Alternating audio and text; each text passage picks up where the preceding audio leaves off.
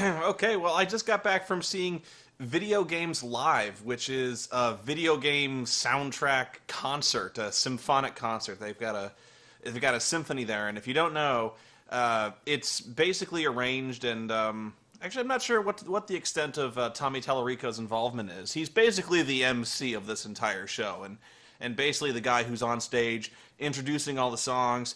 He's playing electric guitar through almost all the songs through many of the songs. I'd say about 60 to 70% of the songs. But yeah, Tommy Tallarico is a really famous video game composer. I believe he was the first.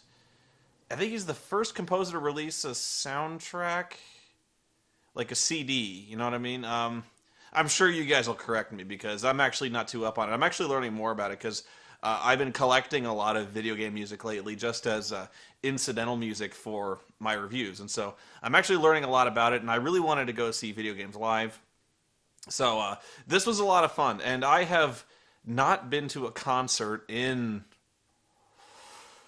not since high school. I can tell you that. I went to Ozfest in high school, and that was 1998. um, so yeah, I think Tommy Tallarico was I think he was the first one to use electric guitar, like recorded electric guitar in a song for the Terminator Sega CD game. I think that was one that stuck out in my mind. The one that sticks out for me, where I first really heard Tommy Tallarico's name attached to a project, was Advent Rising, which was this catastrophic failure of a game. If you remember Advent Rising, it was this game that had like $1 million contest attached to it, and I can't even remember the details. Nobody does because when they started this concept, when they started this contest, something went wrong, and they basically had to like void the entire concept. But yeah, Tommy Tallarico did the soundtrack for Advent Rising, which is far and away the best part of Advent Rising, which, when you get right down to it, was basically a shallow Halo knockoff. But neither here nor there. Video Games Live, a whole lot of fun. I'm trying to describe. Let me describe the event to you as I perceived it when I went there. It was at the Mesa Arts Center. Mesa is not exactly the happening concert central of the world, and this is kind of niche market. It's kind of a smaller market, and so my first thought when I went down there was Mesa Arts Center is kind of a small venue. And it is. It was bigger than I thought, but still pretty small, if that makes sense. So I went down there, and the first problem was it was a smallish size theater, and it was about 60% full. There were a lot of empty seats, and the balcony was pretty much abandoned, which was kind of surprising, actually, when I went down there. Was not expecting to see I've an empty theater, which was kind of shocking. Yeah, I remember I've been to a lot of events that were more obscure than Video Games Live that had more people attending. So I was really stunned to see not many people showed up for this. They were big fans, though. It was a raucous crowd, and that's good because as a performer. I've performed for audiences in dinner theater as small as 4 and up to about 60. And I've done the stand up in big rooms. I've done Q&A in small venues and relatively, well, I guess moderate sized venues where you've seen the stand up. A few hundred people in there. And that's about what was in here, was kind of a few hundred people, like probably 200, 250. Not that many people. Maybe I'm undershooting, but yeah, it can. I'm not sure how much that affects these guys. I've had a lot of no shows. When we've been booked for dinner theater, a lot of people didn't show up, and so when there's a small house, it does affect you. Your morale kind of goes down when you're performing to kind of a half-empty house. So you get over that, because you start to realize you start to do this for yourself, as a performer. So you do this to better yourself and to kind of get better at what you do, not necessarily to stroke your own ego by like, oh, all these people are here to see me. But I wonder how much that bothered them because, to be frank, if the house is any indication as to the popularity of video games live, they're not coming back next year. There's no point. That's kind of what I was getting at when the whole size and the whole morale thing was. Tommy said at the end, "Well, we'll see you guys next year." I don't know about that because I'm guessing he went backstage and was like, "There's nobody there. There's nobody out there in the audience. It's about half full. Why would we ever come back here?" Because it's a good enough show.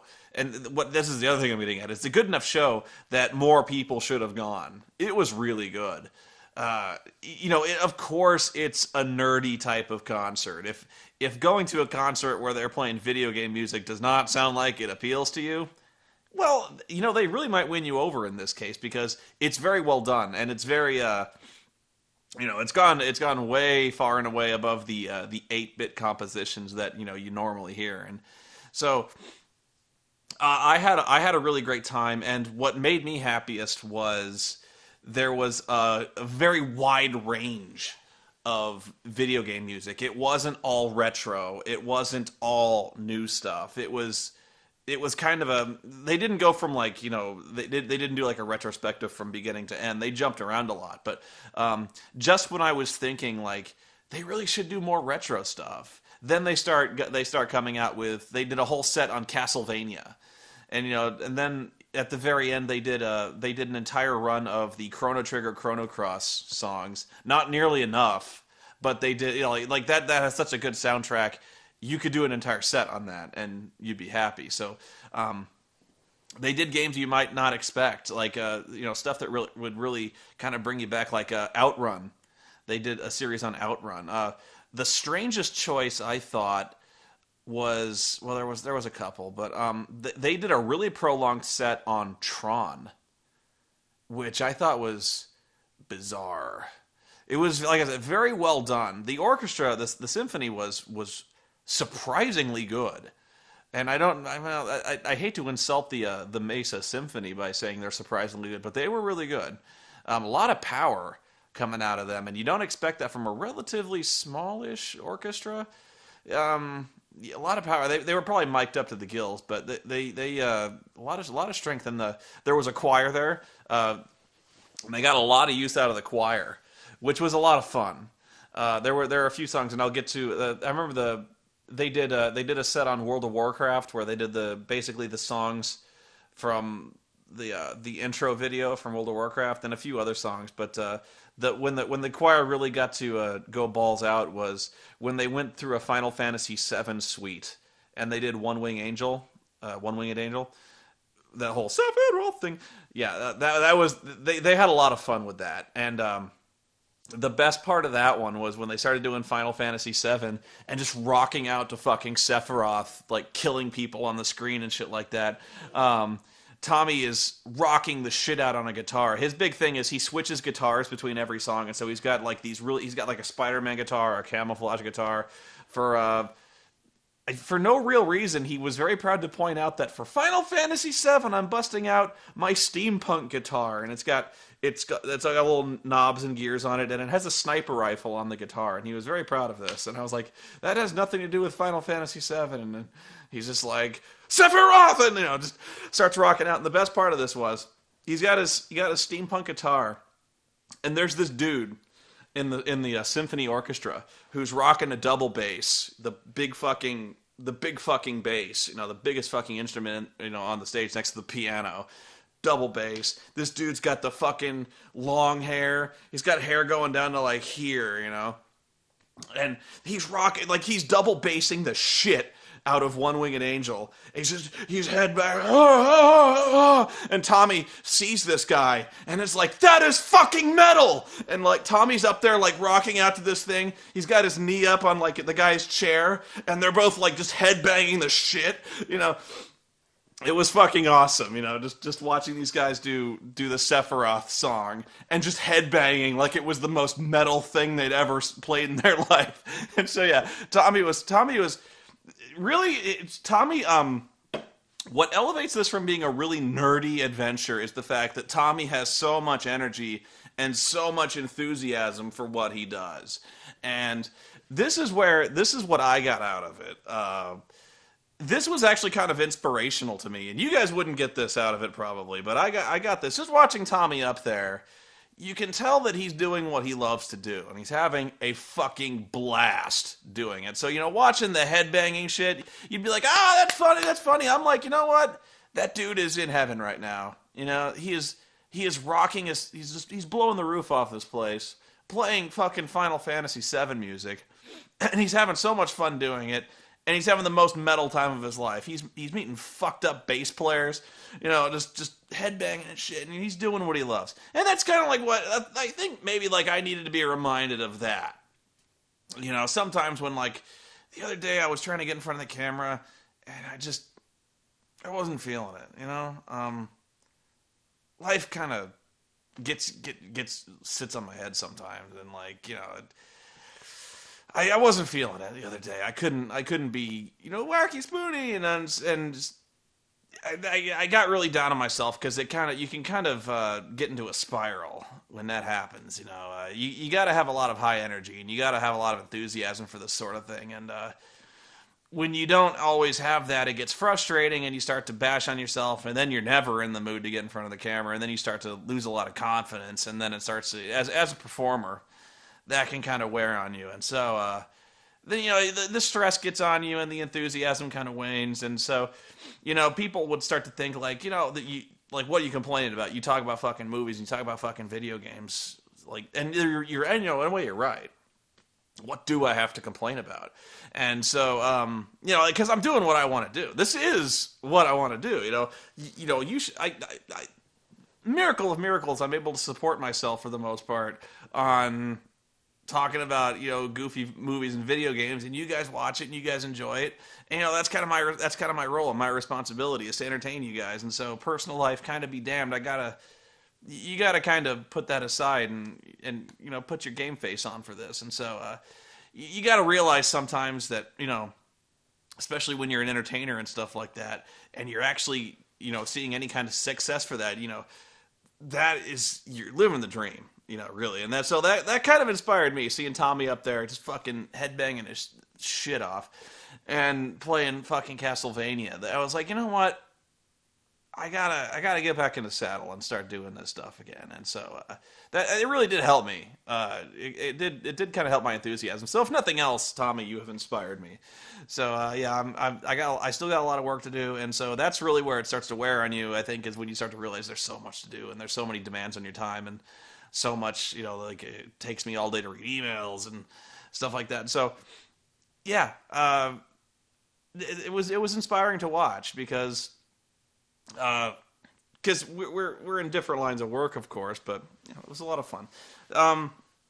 Let me see. Like I said, strange choice for Tron. Because there's Tron video games, but I don't think they're exactly memorable for the music. And really, I think all they did was they kind of covered it was really just music from the score of the first Tron movie. And I'm going to take heat for this, but it's really not that memorable of a score. It's okay. And it was well done. But, I don't know. Not a great choice. I guess because it's video gamey they chose it, but I don't know. Probably would not have done that one. They did a set on Halo, which was really good. Tommy fucking... Oh, no, you know what? He brought the steampunk guitar was for Halo, not Final Fantasy VII. The camouflage guitar was for Final Fantasy VII. The steampunk guitar was for Halo. He was very proud of this. He's like, for Halo, I'm bringing out my steampunk guitar. I think it's very appropriate. And I'm like, how? No, he's like, and so, like, whatever. He's fucking playing his steampunk guitar. Yeah, hang on. So yeah, we pretty much screamed our heads off for a lot of this stuff. But the best part was, I don't know if he was. I saw this guy in a video. They played like a video of video games live on the TV, and in the video they did a Halo thing, and there's this guy dressed like Master Chief who runs across the stage at the end of the Halo set with like a flag, and he starts waving the flag around. And so I don't know if it was the same guy or a cosplayer, because there was a cosplay contest on the stage before the show, and there was another Master Chief there. So I don't know if there's like just always a Master Chief, and they're like, hey, at the end of the song, run out with the flag and wave the fuck around. But the Master Chief guy comes out, and at the end of the song, his big moment, he runs out in there, and he's got this flag, and he's like, oh! So he's like all like, I'm fucking Master Chief! And like his entire breastplate, his chest piece, he's like, oh! And it pops off, and like his entire armor just flies off. And so he's got like this black nylon body stocking on underneath, and he looks down, and he's just like completely just devastated by this. Master Chief was heartbroken. You could see he's like, oh, and we're just like, fail. And then he kind of recovered, because he was just like, you know what? Fuck it, I'm Master Chief. And like, but yeah, the Master Chief, he kind of screwed the pooch there. The worst part of the show, and again, this was another weird choice, and again, I'm probably missing out on some history between Tommy Tallarico and the designers of this game, but they did an entire set on, not an entire set, they did one song, but they played from Guitar Hero Aerosmith, we're going to get a fan who won a Guitar Hero contest before the show. I wasn't there for that. So, but they're like, we're going to have this guy come up on stage, and he's going to play on Guitar Hero Aerosmith's Sweet Emotion on stage. They got like a screen back there, and he's playing Sweet Emotion on there, and he's like, if you get 150,000 points, we'll give you a prize. And so Tommy's like, you got to do it on hard, and the guy's like, I can do it on expert. And so like they're like, all right, you play it on expert, you can play it on expert. So I don't really know why. Maybe Tommy's got some connection. Actually, I think in the program I saw a picture of him with Steve Tyler. Let me see. Actually, I bought the program. Let me see. I know he was with Steve Tyler. Yeah, I don't know. Tommy, you could see Tommy posing with Steve Tyler, and I don't. Why is Steven not wearing a shirt? I guess he never does. But yeah, it says Steven Tyler, Guitar Hero, Aerosmith. Tommy's there. I don't know. Maybe he helped arrange the music. I don't know. But it was a really strange choice, and where it really tanked was the guy failed. The guy failed out on the song. So like at like 80%, just at the guitar solo kind of overwhelmed him, and the middle of the song, it just kind of crashed. And so it was Sweet Emotion, but the symphony was playing along, and Tommy was kind of playing the lead guitar part, or he might have, I don't know if he was playing bass or not. I wasn't really paying attention, but so like Tommy's playing, the symphony's playing, and then the song fails out, and pretty much the entire band just kind of gets confused. They're like, oh. And they just kind of stop, and Tommy's like, we'll give you the prize anyway! And they're like, thanks for playing half a Sweet Emotion to fuck off the stage. And we're like, yay! I'm trying to think of other stuff they did. The Mega Man was kind of compulsory, but you would have complained if there wasn't any Mega Man in the fucking Video Games Live concert. Just that was probably the best. Well, I keep saying there's so many best parts, but just in terms of sheer musical performance, that might have been really one of the best parts. Aside from they really busted their ass on the Final Fantasy VII Suite, but Mega Man. This is going to come a great shock to you guys, but Mega Man, the entire fucking series, had the most awesome goddamn music. I swear to God. They did a set on Street Fighter, which was good, but not. They didn't play Guile's theme. Damn it, I guess that would have been kind of lame. I don't know. Let me think. They did a really great set on Assassin's Creed 2, which was kind of unusual, but really good. What else? Assassin's Creed 2, God of War. They did a set on God of War where the choir really got to bust their ass and show off what they got. That was a good one. Halo Punch-Out. Not Mike Tyson's Punch-Out, the arcade Punch-Out. Again, unusual choice, but no problem there. Outrun was kind of weird. They did a live performance that was kind of improv to Space Invaders, where they got a guy on stage. They had him put a T-shirt on of the Space Invaders ship, and they had him run back and forth on the stage, shooting the spaceships on the screen, that was fun to watch. Although it didn't really go anywhere. It was just he was like, run to the left, run to the left, run to the right, run. And the guy actually really sucked at Space Invaders, so he kept shooting the ships in the middle. And Tommy was like, "You suck at this game, you suck. Shoot the ships on the side." And so like Tommy's like, "You're ruining the concert, dude." Oh, God. The real star of this show, what was surprising to me, was they had a vocalist up there. Trying to find her name here. The conductor was really awesome, too. At first, I thought he was kind of low-key.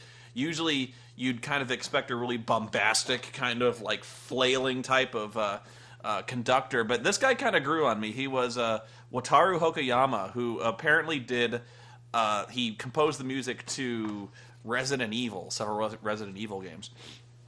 And so this guy the guy was actually a lot of fun. He had a lot of personality. Like I said, he was kind of low key, but he was very intense. So he actually brought some gravitas to, like, he's playing some fucking silly game, but he was really like Super Mario. They did Super Mario Brothers, and he a lot of weight and a lot of him and Tommy kind of have this kind of dueling type of relationship where they kind of fuck with each other on stage. It's kind of silly, but the real star of this one, to my surprise, was the flautist and the vocalist that they had on stage several times, probably a half dozen times.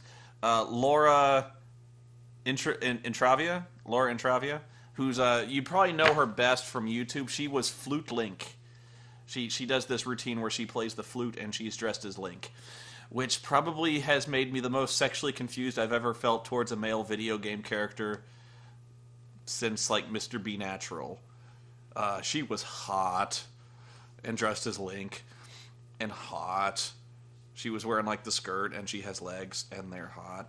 And she's like, what was funny was, there are certain musicians, like, if you're a musician, and you see a person like Laura up on stage, you hate her because she is so goddamn good. You're just like, I quit. You're like, I can never be as good as this. Like, she is fucking amazing when it comes to playing the flute. I swear to God. Where she really turned it loose and was like fucking just unstoppable. Was she did a Super Mario suite where she dressed like Super Mario and she played like every Super Mario game on like major consoles from 1 to Super Mario on the Wii. She did like this suite where she just like fucking blitzed through every one of these medleys on the flute, and she was like. You ever see that scene in Anchorman where, like, fucking flame is coming out of her flute? That didn't happen, but it might as well have. She kind of inspired me to make, like, a Flute Hero game. And they should do that, Flute Hero, where you got, like, fingerings going on there and shit like that. But she played, when she just, you couldn't even see her fingers move. They were going so fucking fast. When she, like, the song when you get the invincibility star, it's like, she played that at, like, twice speed, like, double speed. You're like, it was fucking crazy, dude. The part that made me mark out the most, like a schoolgirl, was they got her on stage, and she was already fucking gorgeous. And then they're like, we don't do this song that often, but since we got Laura here, she's been wanting to do this song. And we're like, ooh, what could it be? And then the theme for Metal Gear Solid 3 Snake Eater hits, and she starts to sing Snake Eater. And I was like, because I love that fucking song. It makes no sense. but it's a really good song. Metal Gear Solid 3, it really is one of my favorite games, like, ever. Not because the gameplay is all that great, it's pretty standard Metal Gear, but because it's, like, I think it's probably, like, the best pure example of, like, really cinematic storytelling in gaming. All the Metal Gear games are really good that way, but Metal Gear Solid 3, to me, was actually, like... Metal Gear tends to ramble a lot with all its conspiracies and giant robots and people who can turn into other things and, psychic dudes who make your controllers move and crosses and double crosses, triple crosses. To this day, I don't know who Revolver Ocelot is working for. The dude is like, I think at one point he is literally a triple agent for the CIA or the Patriots. Like, he's Patriots working for the CIA, who's defected to the KGB, but he's still a double agent for the CIA, which means he's a triple agent for the... fuck, Jesus Christ, this guy. And so, like, then he's being possessed by, Liquid Snake, but is he or is he not? He's, like, hypnotized himself to act like... conditioned to act like Liquid Snake, and you're like, what the fuck is with this guy? Metal Gear Solid 3 is basically like a spy movie in video game form, and it's brilliant. I love this thing. But yeah, the song is what really sells you on this whole kind of Bond movie type thing, where it was awesome. It was really good. And so, like, that was kind of the squee moment for me, was the Snake Eater thing. I was gonna say something. A little known fact. This will make you laugh.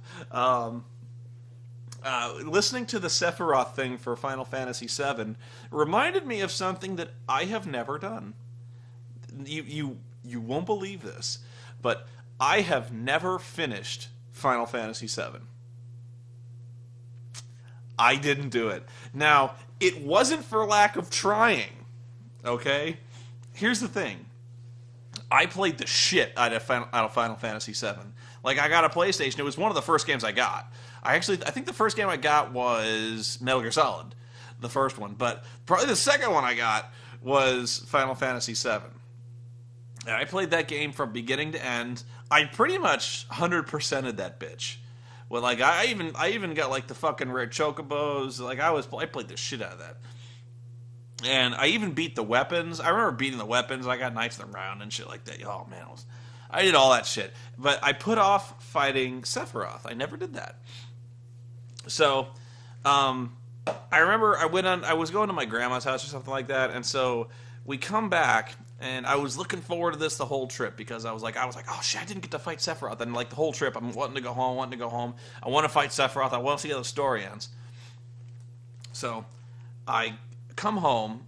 My brother and I had memory cards. We each had our own memory card. And so I took my brother's memory card out, I put my memory card in, and I fire up Final Fantasy VII, and I load the sumbitch up, and I load my game, and it goes, this save file has been corrupted. I had literally saved just before the final fight with Sephiroth, and my save game got corrupted. And I only had one save game. I know some people save in like multiple slots and have lots of different saves so they can kind of relive their favorite boss battles. I didn't do that. I had one save. So, to this day, I have not seen the ending to Final Fantasy VII.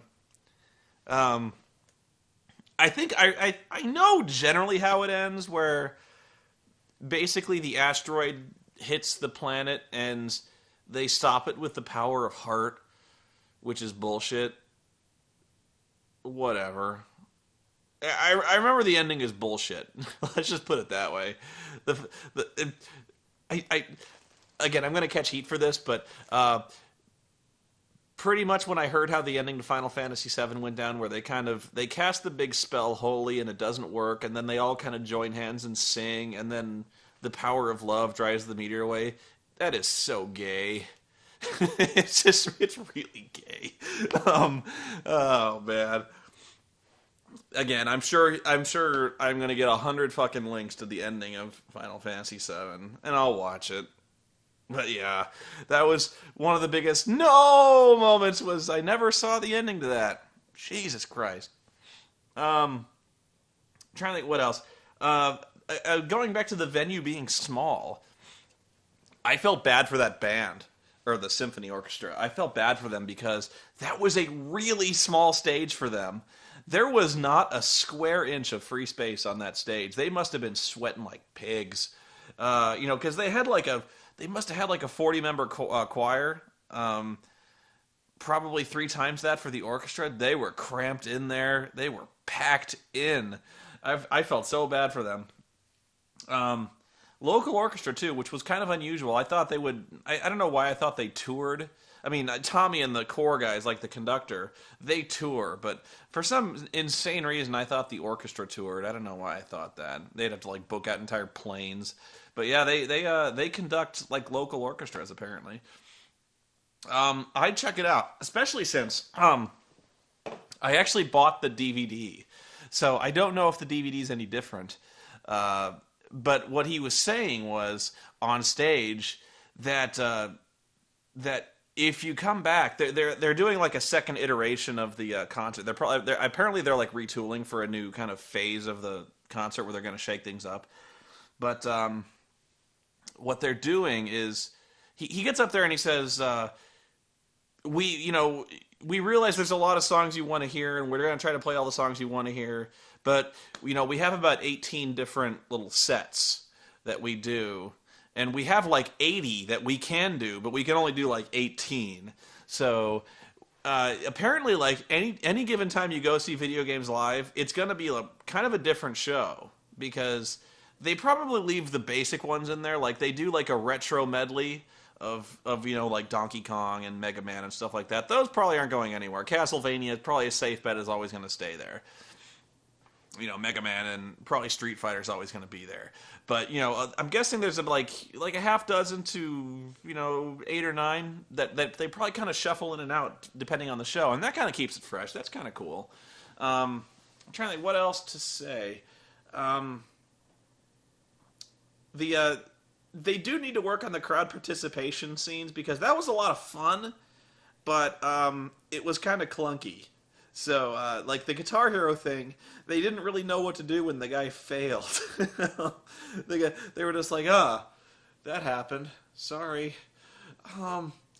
So we got a new song. It's Tron. And we're like, okay. The Space Invaders thing was kind of funny, but I don't know that it was really all that. I don't know if there was like a guy backstage playing the Space Invaders thing or what, but there's probably other ways they could do this. I'm trying to think of stuff they didn't do that I would have liked to see.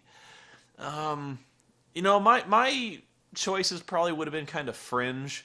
They did StarCraft 2, which kind of raised in my mind, they should do like the first Command and Conquer game. The first Command and Conquer had really iconic music.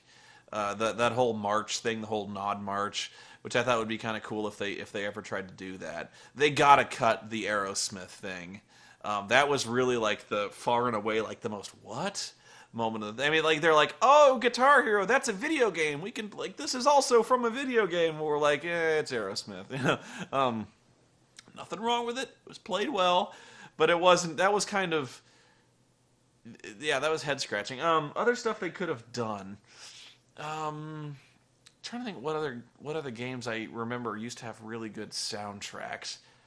Metal Gear. They didn't do Metal Gear, which I thought. Well, they did Snake Eater, but they didn't do like the that whole little the best is yet to come type thing, the ending theme, and which was kind of funny because they had the vocalist who could have done it.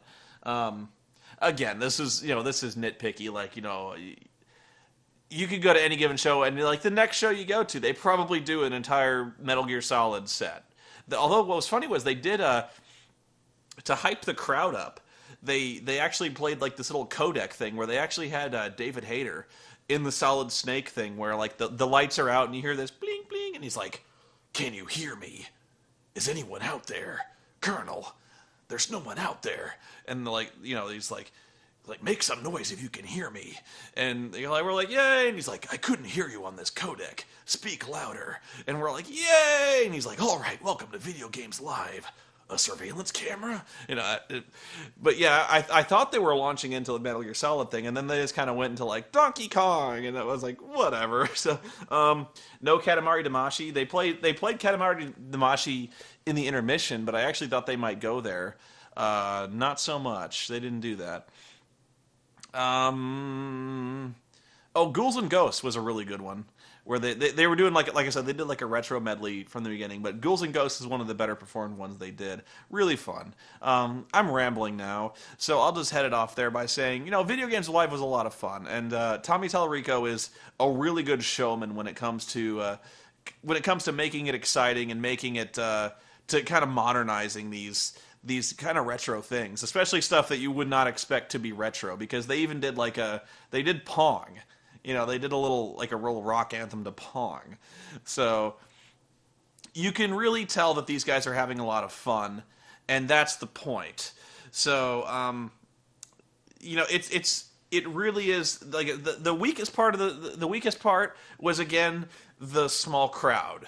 Was because we actually had a very lively crowd, but you could tell that it was kind of half strength, and so this is the kind of thing where you really want people singing along, like when Tetris comes up and they're doing the hey hey hey, and they're Tommy's like trying like a trooper to get people to sing along with the Castlevania, sing along with the Tetris, and do the Sephiroth thing. He was actually coaching us to sing the chorus to the Sephiroth thing, and we're just kind of like Sephiroth, but there was a lot of that was stuff like that makes it so much fun.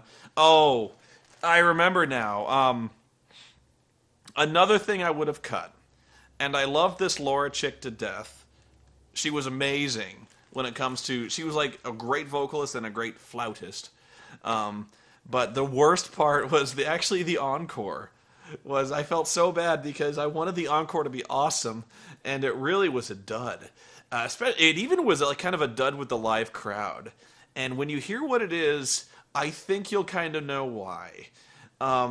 It was Still Alive from Portal. I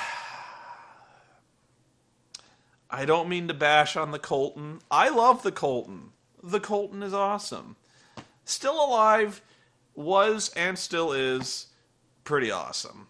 That being said, the joke is kind of dead. It's real dead. The whole cake thing, it's over. And I wouldn't say, I think there kind of needs to be an intervention. Maybe it's just me. The crowd wasn't that into it, but maybe it was just me projecting my own apathy on the show. Like I said, I was very jazzed about the show, but the ending was kind of a dud.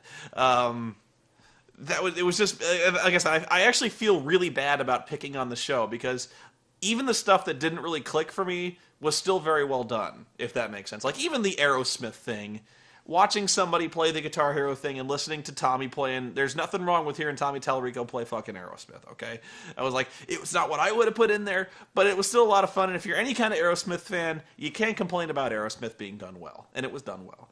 But, like I said, the Tron thing, not my thing, but very well done. In fact, much better done than I would have expected it to be done. But the Portal thing, not good. Well, I can't even say not good. Well done, but Portal is so dead. The cake thing. Ooh, over. It has to die. You have to, there is no cake anymore. It's gone. It's one of those things now where it's kind of become an anti-meme, it's kind of one of those things where anytime anyone mentions cake on Twitter, there's always, you kind of roll your eyes, because there's going to, no matter what context cake is mentioned in, hey, look at this birthday cake I got for my birthday. It's shaped like Super Mario, and, somebody posts a picture of their cake. There's always going to be this one inevitable son of a bitch who's like, the cake is a lie! And then you're like, oh, yes, you played Portal 2. Thank you.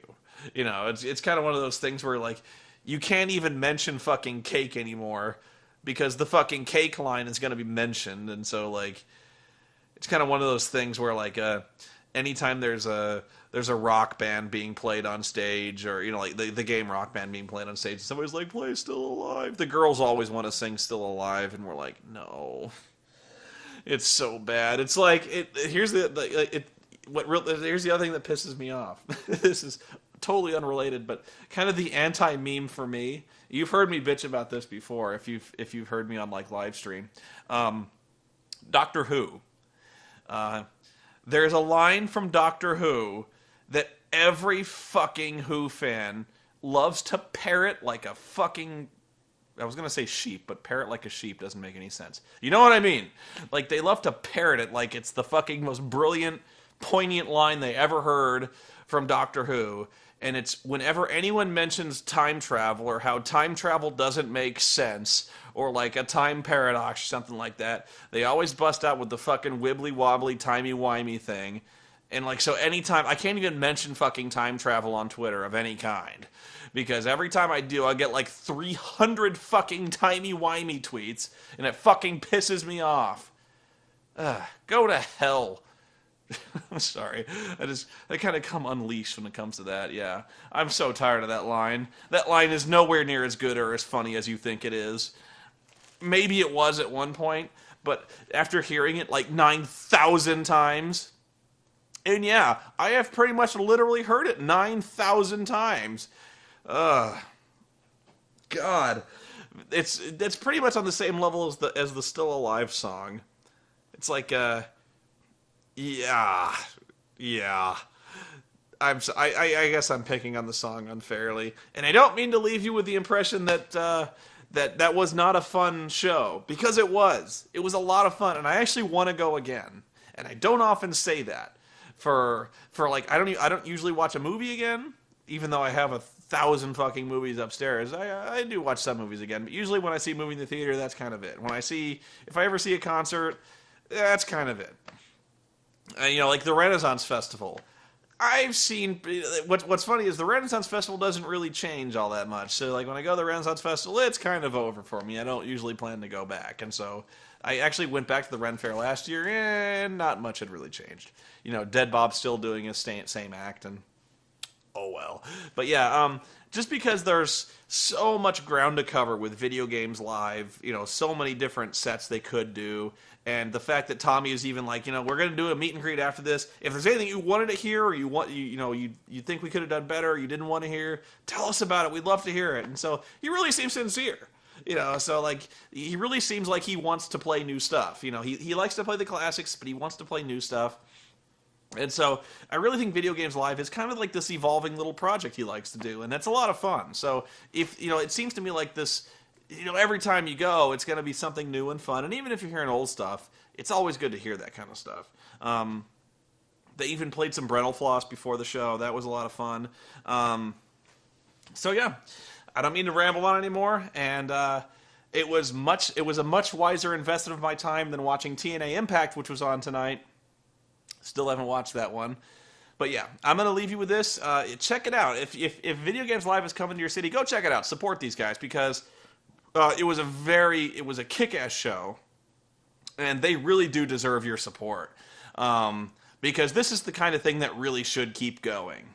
This is something that if you're any kind of video game fan or nerd fan, it really is a nostalgic trip to the past, and it highlights the modern classics that you may not think of, when you think of really great orchestral scores, but when you see them performed, like God of War, the Assassin's Creed type stuff, really good orchestral scores that really deserve to be performed again. One last thing. I'm actually kind of curious about this game now. The composer, he says, now we're going to do a set on a game that I'm sure you haven't played. And we're like, what? And so he goes, it's called Africa. And it's a game where you go to Africa and you photograph animals. And we're like, huh. And he's like, yeah, it didn't do well in the States. Or like we couldn't even, like it didn't exactly pitch well in the States. it was much more popular in Japan. And so we're like, they're like, yeah, Americans like to kill things. They don't like to shoot them with cameras. And so he's like, but apparently there's a new version that is English. There's an English version in the States now called Africa with a K. And he played a set from Africa, which was actually really good. It was kind of like the video they showed for Africa, and the whole score was very reminiscent of Jurassic Park. In fact, there was a lot of imagery in the video that was reminiscent of like Jurassic Park 1 and 2, where like, you know, you're a cameraman and there's like the stampede of rhinos and shit, and you're driving a Jeep and you're like taking shots outside the Jeep, and you're like chasing these fucking zebras around and in your Jeep, and you're snapping photos of them. And like, so if you replace the zebras with velociraptors, it's kind of like Jurassic Park, you know. But yeah, the soundtrack with the score with that was really quite spectacular. And again, it really helped that the orchestra had a lot of power to it. They were playing their hearts out, and that's something. Sometimes when there's a small orchestra, it sounds. I'm not making much sense, but here's an example. If you've ever heard the score to the movie Conan the Conan the Destroyer, and you compare that with Conan the Barbarian, the Conan the Destroyer had a much smaller orchestra, and you can really tell. This particular orchestra sounded way bigger than it actually was. Maybe it was just the fact I was live. I don't know, but it was really quite something.